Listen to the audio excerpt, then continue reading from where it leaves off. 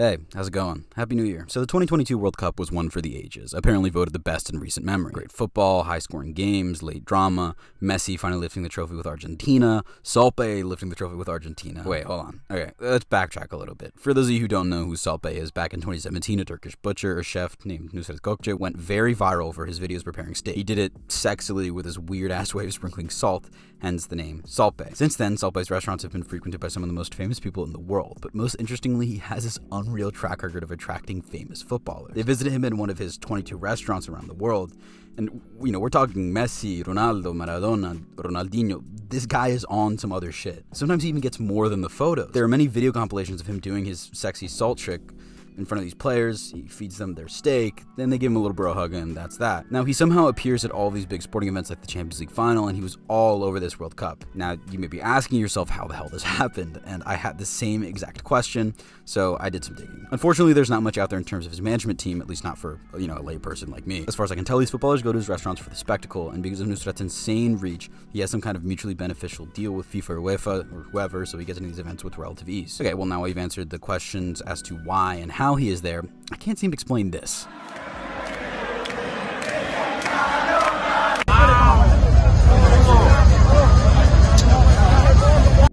Did he think he was on the team? Anyone with even the slightest sporting knowledge can tell you how tasteless it is to hold the trophy that you didn't win, especially when you were interrupting the on-field celebrations immediately after the match. Messi just shrugs him off even though they're boys. This video of him with Coutinho Romero and Lisandro Martinez is one of the most cringeworthy things I've seen in ages. Take your fucking hands off it. Take a hint. Look, they're playing tug of war with the World Cup trophy. Whatever.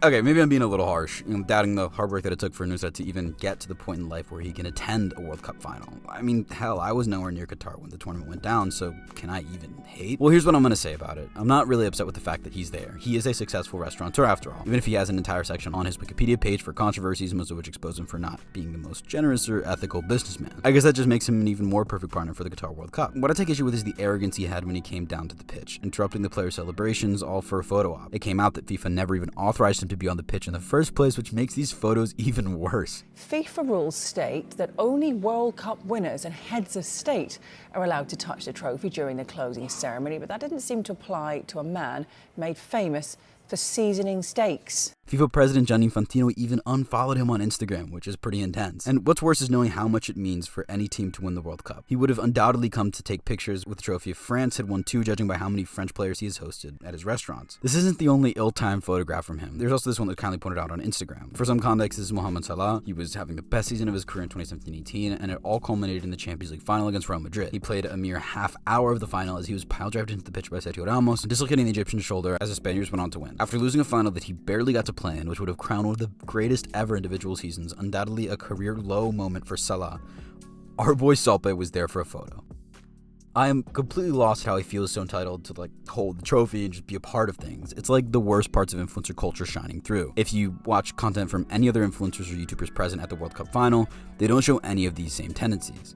But Saltbae is a different form of influencer. He's toe the line between mainstream and internet famous for years. He has a whopping 50 million followers on Instagram, a mammoth of the scene. His restaurants and his epically homoerotic routine have become a symbol of opulence. He even flexes the absurd cost of his food on his page. His pièce de résistance is usually the golden tomahawk steak, which costs $5,000. Hey, why'd you pay for that when a steak bowl at Chipotle is $12? I don't know, I'm not rich, so maybe I can't understand this, but I'm not really interested in paying all that money to be fed meat by the Turkish Johnny Depp.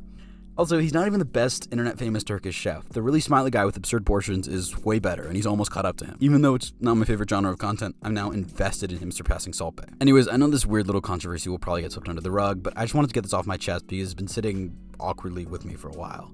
I wanted to call this out so hopefully you remember 1, how stupid 2017 was, 2, to be careful who we let go viral, and finally 3, to let athletes enjoy the fruits of their labor with no awkward impediments. A lifetime stadium ban for Saltbae wouldn't hurt either. Thanks for watching. I'll see you next time. I'm sorry about the lack of posts in the last 4 months. I had a really chaotic end of the year, but this year I'm going to pick things up, and stay tuned. Make sure to like and subscribe if you enjoyed. Comment. Let me know what you think. Bye.